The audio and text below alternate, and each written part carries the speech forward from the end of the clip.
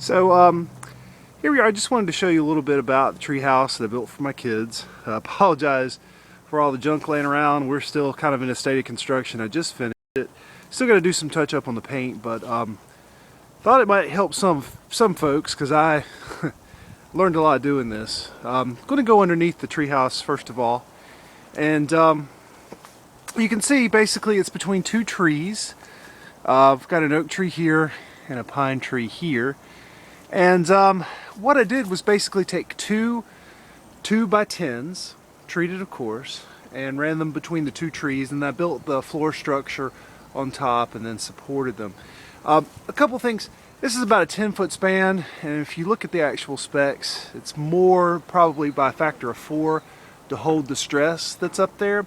I wish I would have went with 2x12s because I have gotten a little deflection, and part of the reason that I did get a little deflection is I wasn't paying attention to the natural bend of the boards when I put them up. So I did put one that was already bent in one direction, but I mean everything's turned out fine.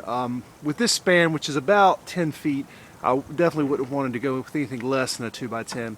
So if you'll take a look underneath the house here, a couple of things that I did. My flooring is made out of 2x6s, of course treated, and you can see my subfloor. I've used OSB. I've had no problems with that. Of course, it's watertight on top and just very little moisture on the bottom.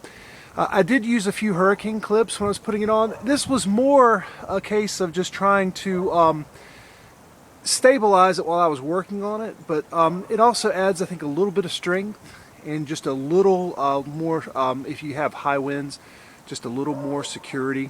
One of the things I also did is I screwed these two boards together, the two 2x10s, every 2 feet or so, just to give a little more strength.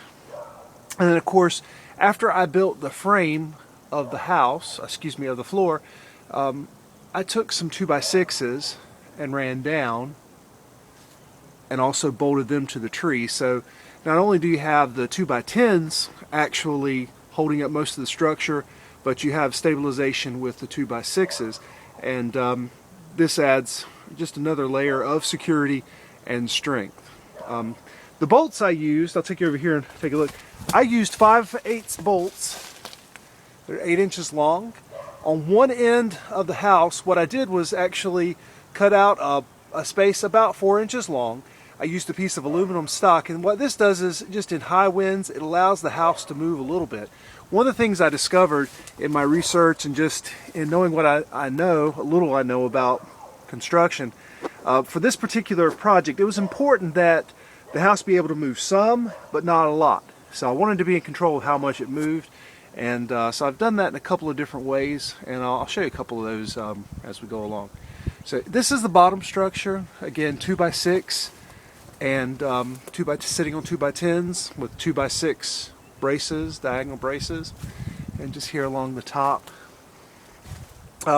What I did here at the end is I was actually going to take right here, I was going to extend these out just by bolting a few 2x10s to support the very edge of the deck, but it's so strong I really haven't needed it.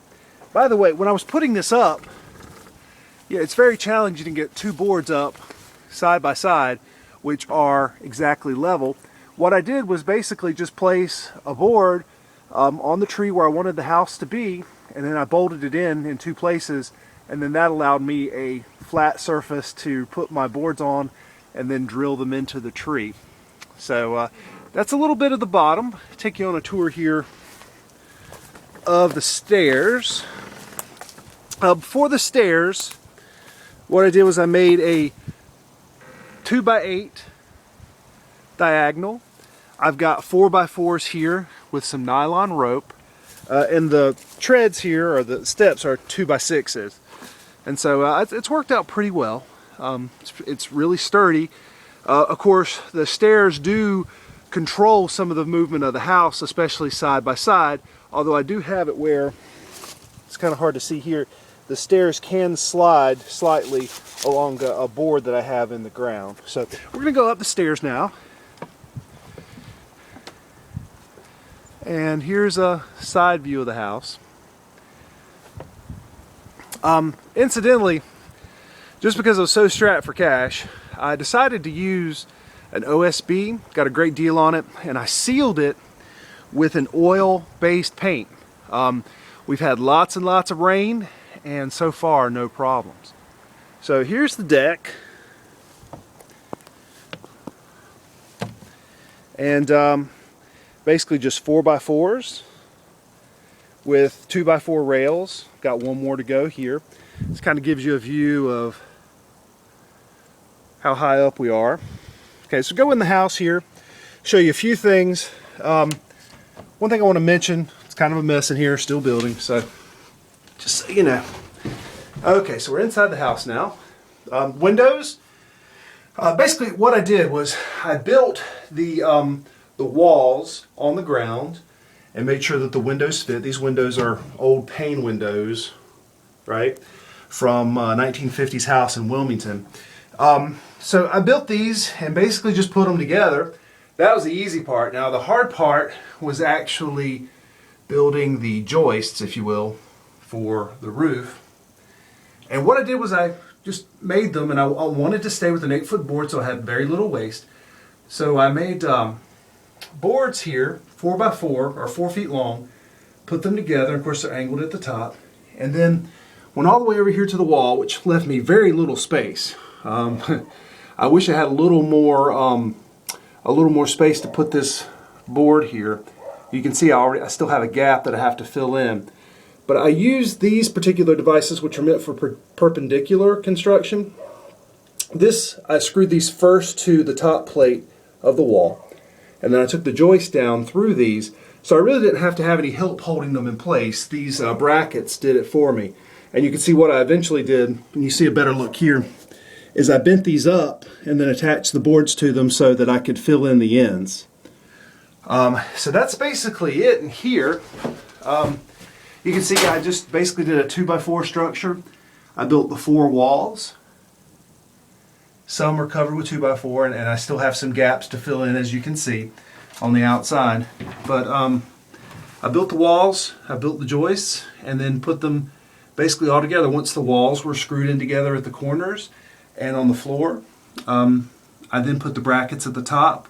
I prefabbed my roof joists on the ground, brought them up here, stuck them in, and screwed them in. These brackets helped a tremendous amount because I didn't have to worry about having anyone to hold it together. I also did some wiring, just very simple, just a plug and a light for the outside and for the inside. And for the door, just simple plywood, as you can see. I want to show you a couple of things about the roof. I didn't want to go through the problem of doing shingles up on a roof where I'm this far off the ground. I covered this with tar paper, and so far it's held up extremely well, not a single leak. Take you over here to show you how I finished the side of the house. And this is one place where I wish I would have had the money to buy some longer 2x4 so I could make maybe like a foot overhang. See, there's almost no overhang here, which has made filling in this gap pretty hard, but I've still managed to do it. I just have to fill in underneath now with a piece of molding. I did use just simple screen on the outside, sandwiched it in between the actual framing members of the wall and the outside covering. And like I said, I mostly used OSB. I was really frightened of it at first, but it's turned out to seal really nicely with the oil-based paint, and I was able to save probably $30 on the whole cost of the house. So that was definitely good for me. So that's a little tour of the treehouse. There's a view coming down the stairs and a view of the deck here. It's extremely stable, moves very little, even in high winds, but moves enough to give. And here's a view out the back. So a gift to my kids. I hope they'll enjoy it for years to come. Had a good time building it, and hope maybe just this little tour helps you build your kids a house. Because after all, I think every child needs a place to call their own. Okay, thank you very much.